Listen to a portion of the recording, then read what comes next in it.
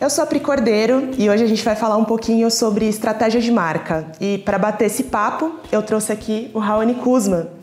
Fala um pouquinho de você pra gente. Obrigado pelo convite.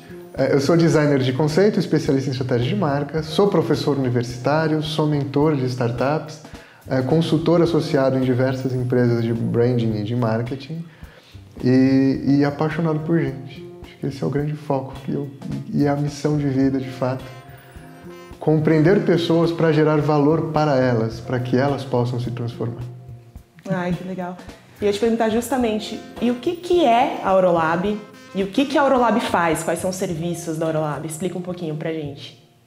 A Aurolab é uma empresa especializada em estratégia de marca, que o nosso papel basicamente, e pensando basicamente que dá um trabalho do caramba, mas é basicamente a gente traduzir o DNA de pessoas e empresas em proposta de valor, em conceito de negócio, em direcionamento de negócio.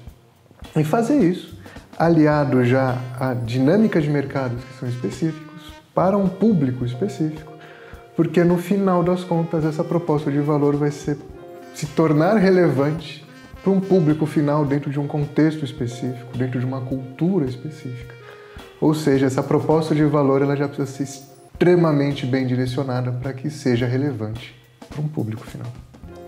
Bacana. E agora vamos trazer isso um pouquinho para a prática. Se eu contrato a Aurolab, o que você me traz de diferente de outras consultorias do mercado? Boa pergunta. Maravilha. Primeira coisa é diferencial competitivo e estruturação de vínculos reais com o público. Pelo seguinte, o grande diferencial da Aurolab é que a gente entende gente. E isso é a base de todo o processo, porque marca por marca qualquer um cria, produto por produto qualquer um faz. Agora, se tornar relevante para a pessoa e fazer com que essa relação seja perene, estruturada e relevante para ela em qualquer tipo de contexto, é o nosso grande diferencial. Porque no final das contas, como eu gosto muito de falar, a única diferença que a gente tem enquanto marca, primeiro é a nossa proposta de valor, que é este valor que vai fazer vínculo com as pessoas. A marca ela tem essa função de possibilitar o vínculo, só isso.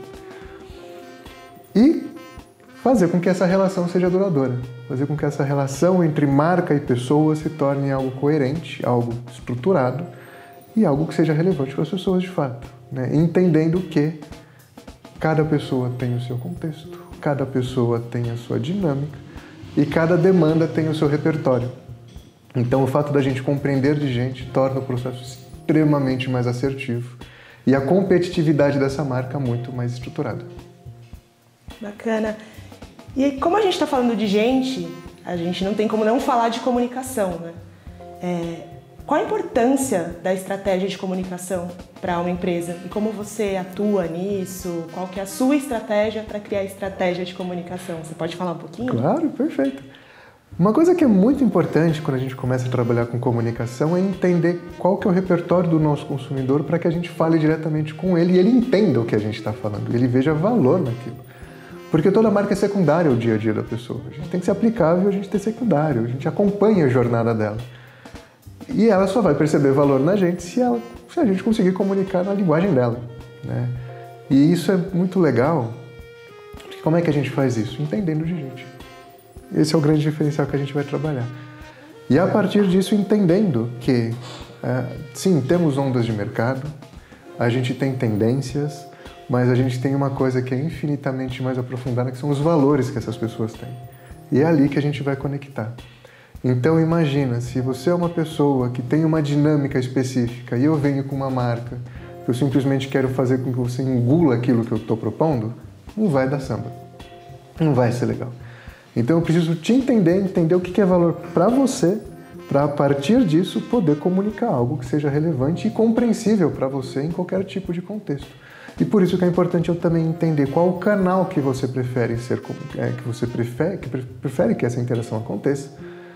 E por isso a gente trabalha sempre com o universo do transmídia, tá? Porque daí eu consigo destrinchar essa proposta de valor, de novo, já dentro de um mercado específico, com uma dinâmica de mercado específico, uma dinâmica de consumo específica, compreendendo a operação do negócio, para que a gente tenha uma promessa que seja entregue de fato, e a partir disso, comunicar com você no canal que você prefira. E às vezes você vai preferir com que a manifestação dessa marca, consideração, aconteça num podcast, num vídeo como a gente está fazendo aqui, num artigo, num documentário, num evento ou simplesmente num post de rede social. Então é importante que a gente saiba destrinchar essa proposta de valor em diversas formas de comunicação para que eu consiga trabalhar com você, criar essa relação e manter essa relação, pensando tanto num momento de encantamento ali num pré-venda, fazer com que você interaja com a marca e eu possa converter você de forma consciente para se tornar cliente e manter você sempre do meu lado. Então eu preciso de fato entender de gente, entender de canal e entender de repertório. Legal. E aí você falou um termo que eu não sei se todo mundo está familiarizado com ele, pelo menos eu não estou. Você pode explicar um pouquinho melhor pra gente o que é isso? Perfeito. Transmídia é uma coisa extremamente interessante, relativamente simples na teoria, mas dá um trabalho do cão a gente pensar nisso. Porque eu preciso, de fato, ter uma proposta de valor, um conceito de negócio extremamente estruturado. Eu preciso saber exatamente a dor que eu vou resolver desse cliente, qual o contexto desse cliente, o que essa dor implica no dia a dia dele, a solução que eu vou trazer, tanto o diferencial também como a experiência que ele vai sentir ao vivenciar a minha solução. A partir disso, eu preciso ter um comportamento de marca que seja coerente com essa proposta de valor que eu estou propondo. E dentro desse comportamento, eu tenho que ter a clareza da minha estrutura visual, né? Como é que eu vou me tornar visual para o meu público, dentro de dinâmicas específicas, e o meu tom de voz. Como é que eu vou falar com esse público? Como é que vai ser a minha forma de falar, de conversar e de escutar o meu público? A partir disso, a gente começa a entender que tipo de mídia seria mais interessante para a gente manifestar o nosso conceito com um comportamento específico para interagir com o nosso público da forma adequada. Então, quando a gente começa a entender esse universo do transmídia, eu posso traduzir isso em diversas campanhas que vai de marketing de guerrilha ao café, sabe? A um encontro literalmente pessoal com o nosso público para fazer uma interação que seja real, porque o que importa é o relacionamento. A relação que é o valor de todo o negócio, que é a única coisa que vai deixar a marca ser perene. Então é importante a gente criar essas formas de relacionamento. E o transmídia é uma alternativa fantástica, porque, de novo, a gente pode fazer esse relacionamento se tornar um jogo, se tornar um evento, se tornar um seminário, um podcast, um vídeo, um artigo científico, um desafio de inovação. Tudo isso entendendo que isso são conteúdos que a gente gera, são mídias que a gente forma. E dentro desse processo também, além dessa interação, a gente também começa a trabalhar a formação de autoridade. Tanto a formação, quanto o fortalecimento, quanto a manutenção dessa autoridade. Porque, de novo, quem vai definir se você é relevante ou autoridade é uma pessoa que tem uma linguagem específica, que está num contexto específico. E por isso que é tão importante a gente saber comunicar a marca. Quando você fala em pessoas em contextos específicos, eu penso muito em representatividade. Qual a importância disso para as marcas e como a Aurolab trabalha isso?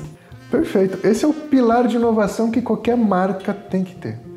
Se ela não entende o valor da representatividade, da inclusão e do pertencimento, ela literalmente está se dando um tiro no pé, tá? E muitas fazem isso ainda porque é cômodo simplesmente interagir com uma onda de mercado. Então hoje a gente está com uma onda de mercado muito orientado para o universo da representatividade, mas que uma coisa é eu falar de pertencimento da porta para fora enquanto cota de comunicação e outra coisa é entender, pensando até em gestão de marca, o que é esse sentir pertencente a algo da porta para dentro do negócio. Então é extremamente importante porque sem a devida inclusão a gente não tem o devido relacionamento e sem o relacionamento a gente se torna irrelevante. E quem não é irrelevante ainda é simplesmente uma questão de tempo para tomar esse tapa na cara. Então é muito importante a gente entender de gente e acolhê-las da forma que elas querem ser acolhidas. E eu gosto sempre de dar um exemplo que eu acho extremamente importante, tanto para pensar quanto na formação de uma proposta de valor, de novo, são valores que se conectam, na estratégia de comunicação, porque eu preciso comunicar algo a alguém e este alguém precisa ver valor naquilo que eu estou propondo e comunicando, e principalmente também na gestão dessa imagem, na formação da reputação da marca. Que é o seguinte, se você está orientado para um público que ele faz parte daquele contexto novela das 8 da Globo, Núcleo Leblon, aquelas pessoas irritantes que andam de sapatênis dentro de casa, elas estão buscando um outro tipo de representatividade, porque para elas é fácil. Onde elas olharem, elas vão se vir elas fazem parte do mundo. O mundo representa elas e valida este tipo de comportamento. Quando a gente não faz parte desse mundo, no nosso caso, a gente tem um pouco mais de melanina, se a pessoa não é binária, se ela está com muitas aspas, e eu não gosto de falar isso, mas muitas aspas, fora daquele peso padrão, o que a gente busca enquanto representatividade não é simplesmente a cópia da imagem, né? A gente está falando de dignidade, a gente está falando de fazer parte de algo que a gente não faz, né? De deixar de ser invisível. E quando a gente começa a falar disso, principalmente em comunicação, a inclusão é extremamente importante. Então, desde os detalhes que a gente coloca, em vez de falar pronome, ele, ela, né? Colocar o e ali para ser universal, é extremamente importante, e esses detalhes fazem toda a diferença, porque a gente está lidando com valores que não são os nossos, com repertórios e realidades que não são as nossas. Uma coisa é você ser um startupeiro que acabou de sair do INSPER, né, e que tem toda uma estrutura para poder validar aquilo que você está propondo. Outra coisa é você ser um consumidor periférico, com infinitas aspas, mas de grupos minorizados, que não se enxergam naquela proposta porque não tem conexão. E quando eles não se sentem parte dessa proposta, a lógica é simples, ele é invisível para aquele universo. Ou seja, quando a gente fala de representatividade, é infinitamente mais profundo do que cota de comunicação, ou massa de manobra de compliance, ou ainda mais, caminhar em ondas de mercado que no outro dia vão se diminuir. Porque quando a gente fala de representatividade, hoje a onda de mercado ela é favorável, amanhã talvez não seja. Mas a gente ainda está lidando com gente. E se gente não se sente parte do negócio, se sente parte ou pertencente àquilo, não se vê representado naquela proposta, ela simplesmente vira suas costas e vai para outro, que talvez possa fazer isso. E o que é muito importante desse processo também, até para poder parar de falar, que senão eu não vou parar nunca, é o ato que é o seguinte: hoje, quando a gente não torna essa marca representativa, a gente tem uma lógica onde o consumidor que não se sente representado, mas demanda aquele produto, ele se sente refém disso. Então, qualquer oportunidade que ele tenha de não se sentir refém da sua marca ou de qualquer marca que não trabalhe com isso, ele vai fazer. Então, qualquer marca que gerar algum tipo de representatividade vai gerar valor e vai gerar interesse dele. Ou seja, de novo, sua marca deixa de ser competitiva porque você não trata a gente como gente. Então, representatividade para a Eurolab vai além de estratégia, já está no DNA? Sim, com certeza, até pelo seguinte: sem entender de gente, de novo, a gente vive contextos. Esses contextos são feitos por culturas, essas culturas são feitas por repertórios que são feitos por valores pessoais. Se a gente não entende na essência o que são esses valores, o que é repertório, o que é e como as pessoas querem se sentir, desejam e merecem ser representadas, a gente vai criar um book de 300 páginas de direcionamento de marca que vai ficar na gaveta. Porque no final das contas, os dois pilares que a marca precisa ter, e é literalmente os únicos dois que vão gerar diferenciação e competitividade para ela, não é tecnologia, porque tecnologia você compra, não é produto, porque produto qualquer um faz, de novo, e não é simplesmente a imagem da marca, porque a imagem da marca é frágil. Hoje ela é legal, amanhã ela deixa de ser. É literalmente a proposta de valor que ela tem, onde ela vai carregar o significado e os valores da marca, e o pilar principal, que é o da relação. É a formação de vínculo, de onde eu e você, eu marca, estou olhando para você e estou interagindo.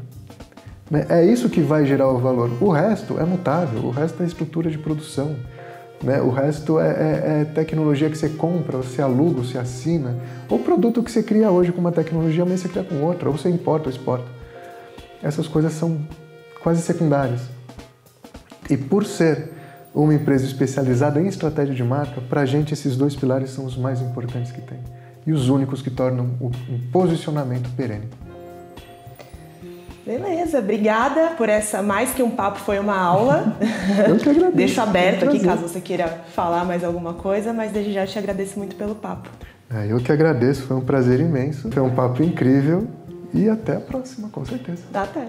Bom, é isso, pessoal. Espero que vocês tenham conseguido compreender um pouco mais sobre estratégia de marca. E caso tenham alguma dúvida, vocês podem contatar a Orolab no www.orolab.com.br.